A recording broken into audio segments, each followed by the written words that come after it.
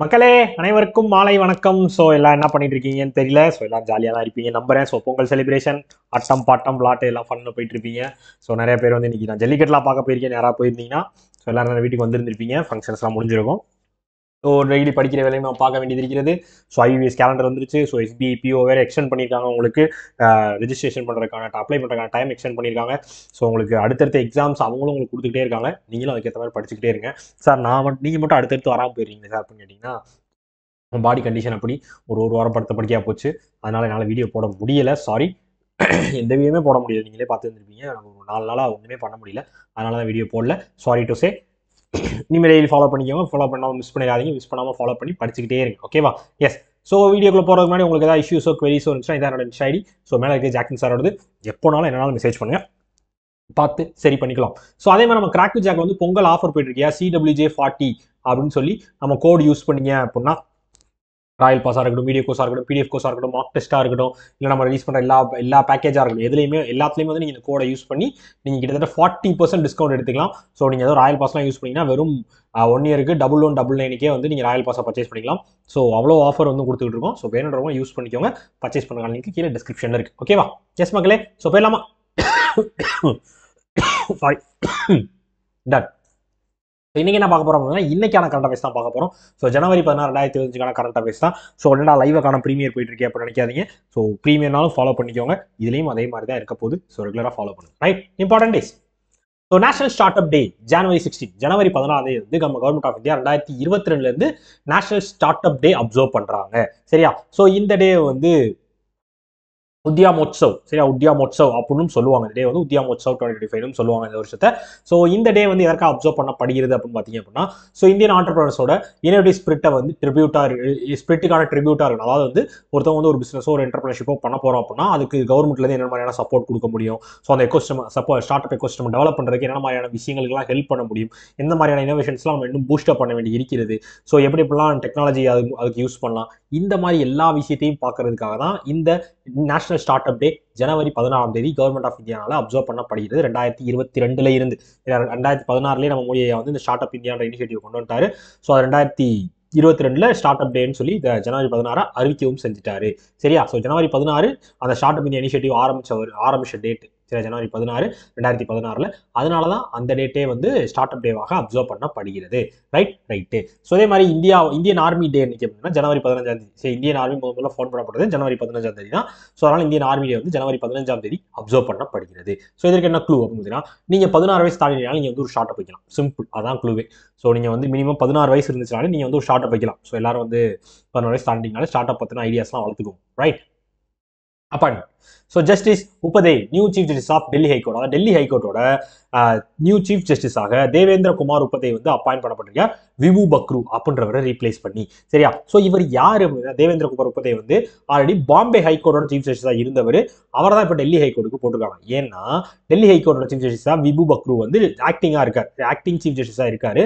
So அவரை replace பண்ணி permanent chief ஜஸ்டிஸாக வந்து நம்ம தேவேந்திர குமார் உபதே அப்பாயின்ட் பண்ணப்பட்டிருக்கிறார். ஸோ பாம்பேயோட ஹைகோர்ட்டுக்கு ஒருத்தர் வேணுமே அப்படின்னு கேட்டிங்கன்னா, எஸ். ஸோ அதுக்காக அங்கே இருக்கவர் இங்கே வந்துட்டார்ல. ஸோ அதுக்கு சீஃப் ஜஸ்டிஸாக நம்ம தெலுங்கானாவோட சீஃப் ஜஸ்டிஸாக தெலுங்கானா ஹைகோர்ட்டோட சீஃப் ஜஸ்டிஸாக இருக்க அலோக் ஆராதே வந்து அப்பாயின்ட் பண்ணப்பட்டிருக்கிறார் பாம்பே ஹைகோர்ட்டுக்கான சீஃப் ஜஸ்டிஸாக. ரைட்டா? ரைட்டு.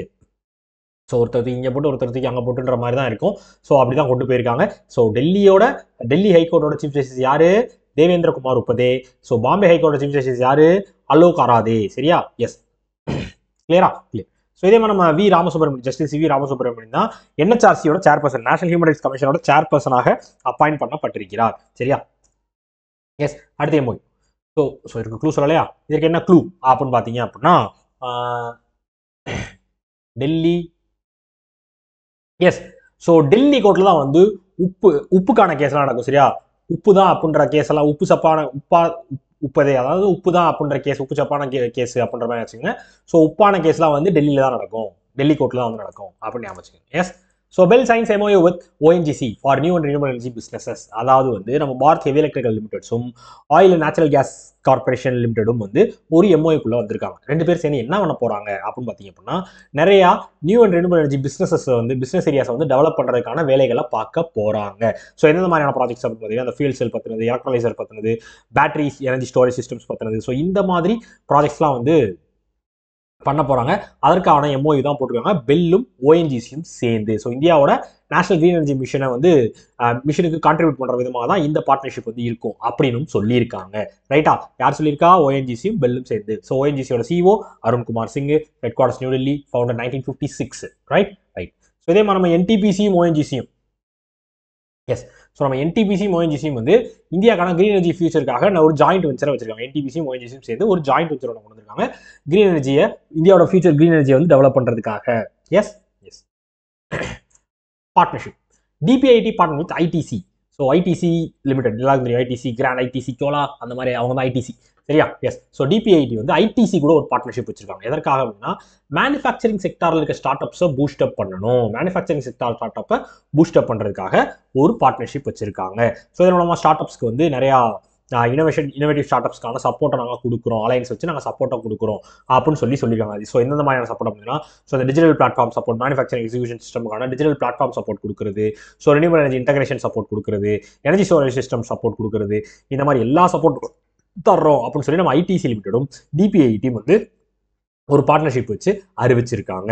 சரியா? ஸோ டிபிஐடியோட secretary Amardeep Singh Bhatia, headquarters new Delhi, founder 1995.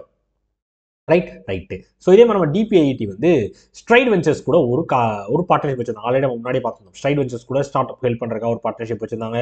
Start up policy forum கூட நம்ம டிபிஐடி வந்து ஒரு பார்ட்னர்ஷிப் வச்சிருந்தாங்க. குளோபல் லெவலில் வந்து இந்தியா வந்து இனோவேஷன் ஹப்பா மாற்றணும் அப்படின்னு சொல்லி.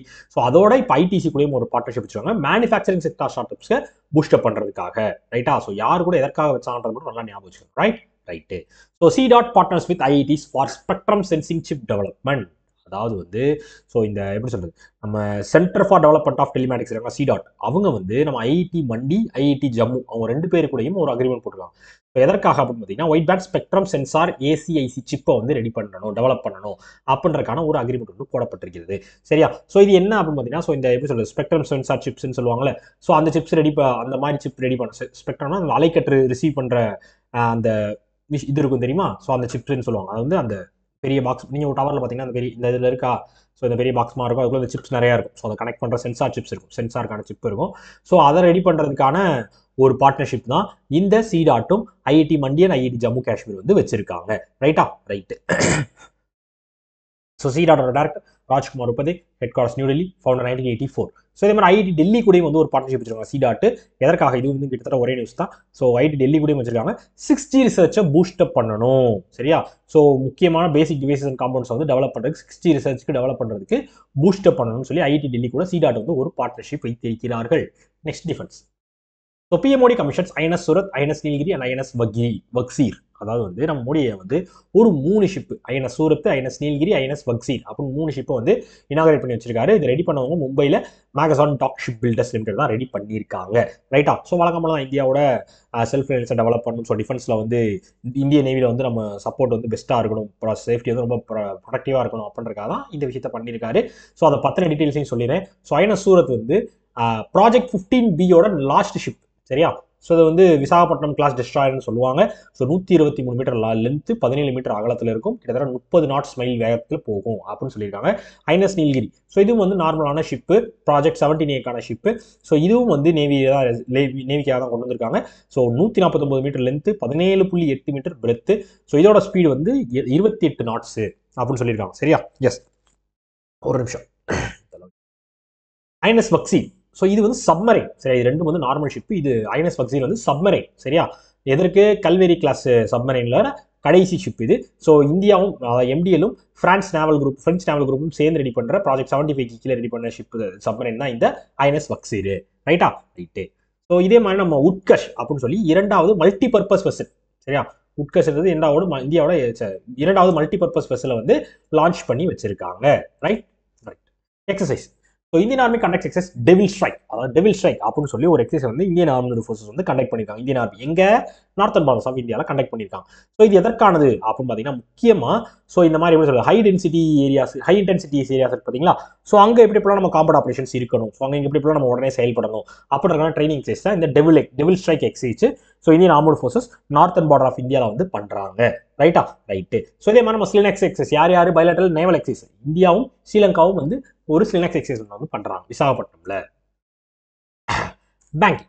So PNB launches cyber security hackathon code against malware with team of code against malware. அதாவது கோட் அகைன்ஸ்ட் மால்வேர் அப்படின்ற டீமோட ஒரு சைபர் செக்யூரிட்டி ஹேக்கத்தானை வந்து லான்ச் பண்ணியிருக்காங்க நம்ம Punjab national bank.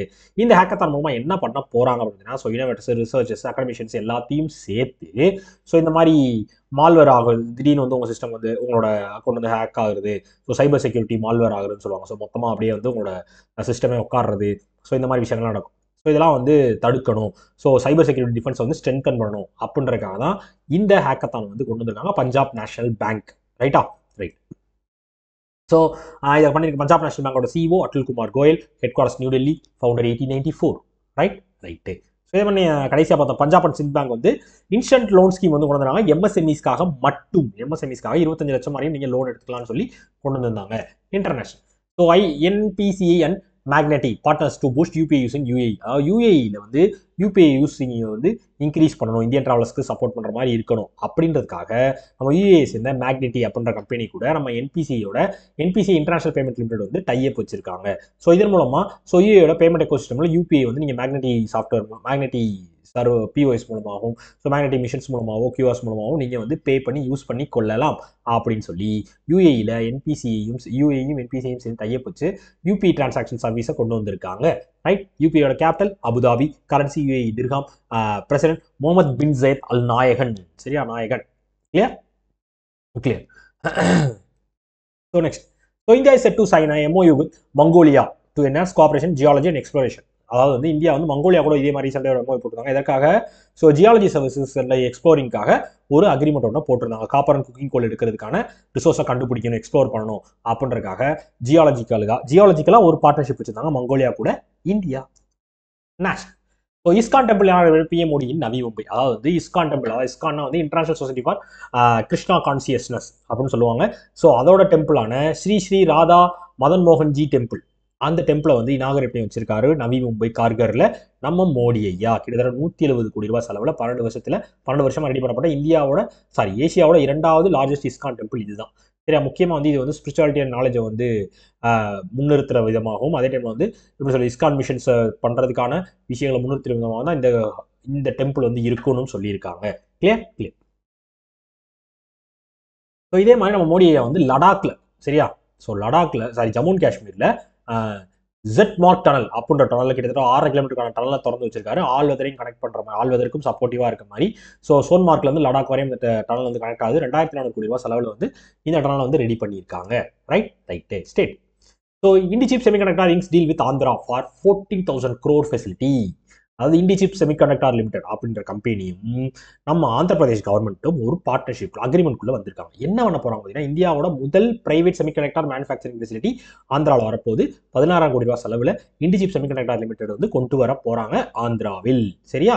So silicon carbide chip ready பண்ணி கொடுக்க போகிறாங்க. சிலிகான் கார்பைட் சிப் வந்து நாங்கள் ரெடி பண்ணி தரோம் அப்படின்னு சொல்லி இந்த செமிகண்டக்டர் மேனுஃபேக்சரிங் ஃபெசிலிட்டியில் வந்து பண்ண போகிறோம்னு சொல்லியிருக்காங்க Indichip semiconductors limited. Right. So ஆந்திராவோட capital Amaravati, CM Chandrababu Naidu, governor Abdul Nazeer. Right. So இதே மாதிரி நம்ம ஆந்திர பிரதேஷோட ஸ்கில் டெவலப்மெண்ட் கார்பரேஷனும் நம்ம இன்ஃபோசிஸும் ஒரு பார்ட்னர்ஷிப்ல வந்திருக்காங்கப்பா.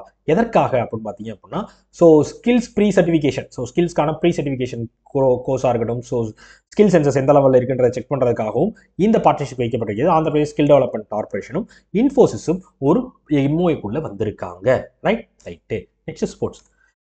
Smriti Mandhana smashes India's fastest women's ODI century. அதாவது வந்து இந்தியாவோட பெண்களுக்கான செஞ்சுரி அடித்தது மிக வேகமாக ஃபாஸ்டஸ்ட்டாக செஞ்சுரி அடித்தது இப்போதைக்கு ரீசெண்டாக நம்ம ஹர்மன்பிரீத் கௌரை பீட் பண்ணி ஸ்மிருதி மந்தனா முன்னிலையில் வைக்கிறாங்க. அயர்லாண்டுக்கு எதிர்த்து விளாண்ட மேட்ச்சில் 3rd ODIயில் 70 பாலில் செஞ்சுரி அடிச்சிருக்காங்க. இதுக்கு முன்னாடி வந்து 87 பாலில் செஞ்சுரி அடிச்சதாங்க நம்ம ஹர்மன்பிரீத் கௌர். ஸோ அவங்கள பீட் பண்ணி இப்போ 70 பாலில் செஞ்சுரி அடித்து ரெக்கார்டை கிரியேட் பண்ணியிருக்காங்க நம்ம ஸ்மிருதி மந்தனா. சரியா? ஸோ இது மட்டும் இல்லாமல் இவங்க தான் வந்து முதல் இந்தியன், என்னது 10 செஞ்சுரிஸ் அடித்த பெண்கள் கேட்டகரியில் 10 செஞ்சுரிஸ் அடித்த ஒரே இந்திய பெண் நம்ம ஸ்மிருதி மந்தனா தான். ஸோ இவங்க தான் வந்து 3rd ஸ்பாட்டை பிடிச்சிருக்காங்க. ஆல் டைமாக பெஸ்ட்டாக இருக்கிறதுல 3rd ஸ்பாட் பிடிச்சிருக்காங்க. நம்ம ஆஸ்திரேலியாவோட டாமி போமோண்டோட லிஸ்ட்டில் டாப்பில் அவங்க தான் இருக்காங்க. சரியா? அவங்கள தொடர்ந்து 3வது இடத்துல நம்ம ஸ்மிருதி மந்தனா இருக்காங்க அப்படின்னு தெரிஞ்சு வச்சுக்கோங்க. ஸோ இதே மாதிரி ICC player of the month December மந்த்துக்கு கொடுத்துருக்காங்க. போன மாதத்துக்கு பும்ராக்கும் ஆஸ்திரேலியா சேர்ந்த ஆனபிள் சதர்லேண்ட் அவங்க 2 பேருக்கும் வந்து ICC player of the month December வந்து கொடுக்கப்பட்டிருக்கிறது. ரைட்டு. கிளியரா? ஸோ குவிஸ் போயிடலாமா? ஸோ அதுக்கு முன்னாடி ஆடியோ வீடியோ கிளியராக இருக்கா? பேசுகிறதே கேட்குதானே செக் பண்ணவே இல்லை, நான் பாட்டுக்கு பேசிகிட்டு இருக்கேன். எஸ், கிளியராக தான் இருக்குது. ஸோ ஓஎன்ஜிசியோட சிஇஓ யார்? ஓஎன்ஜிசியோட சிஇஓ யார்? ஆன்சர் சொல்லுங்கப்பா, ஆன்சர் சொல்லுங்கள். ஸோ ப்ரீமியர்லாம் கேட்காது தெரியாதுன்னு நினச்சிட்டு இருக்கீங்களா? கேட்கலாம் சொல்லலாம்னு நான் இதுலேயும் பார்ப்பேன். சொல்லுங்க. சொல்ல மாட்டீங்க, நானே சொல்கிறேன். Arunkumar Singh. Correct. Arunkumar Singh. DPIIT founded எப்போ? 1995. சிடாட்டோட ஹெட் குவார்டர்ஸ் எங்கே இருக்குது? நியூ டெல்லியில் தான் இருக்குது. பஞ்சாப் நேஷனல் பேங்கோட சிஓ யார்? ஏகே கோயல், அட்டுல் குமார் கோயல். எஸ். யூஏயோட பிரசிடென்ட் யார்? யூஏயோட பிரசிடென்ட் யார்? முகமது பின் சையத் அல் நாயகன். நாயகன் ஞாபகம் வச்சுக்கோங்க. ஆந்திர பிரதேஷோட கேபிட்டல்? அமராவதி. அப்போ ஹைதராபாத் கேபிட்டல் என்ன? தெலுங்கானா கேபிட்டல் தான் ஹைதராபாத். நானே சொல்லிட்டேன். எஸ்.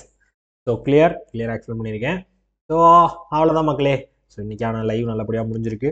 ஸோ நிறைய பேர் வந்து படிச்சுக்கிட்டு இருக்கீங்க. ஸோ நிறைய பேர் வந்து படிக்கிறீங்க. ஸோ நிறைய பேர் வந்து படிக்காமல் இருக்கீங்க. ஸோ எல்லாருக்கும் ஒரு விஷயம் சொல்கிறேன். ஸோ டைம் வந்து உங்களுக்கு ஓடிக்கிட்டே தான் இருக்கும். டைம் வந்து உங்களுக்கு வெயிட் பண்ணவே செய்யாது. ஒரு ஒரு ஒரு செகண்ட் கூட வெயிட் பண்ணாது. ஸோ நீங்கள் வந்து உங்களோட டைம் வந்து எவ்வளோக்கு எவ்வளோ யூட்டிலைஸ் பண்ணுறீங்களோ அவ்வளோக்கு அவ்வளோ ரொம்ப நல்லதுயா. ஸோ அதை நான் உங்கள்கிட்ட ரொம்ப நாளாக நான் சொல்லிட்டு இருக்கேன், இருந்தாலும் சொல்கிறேன்.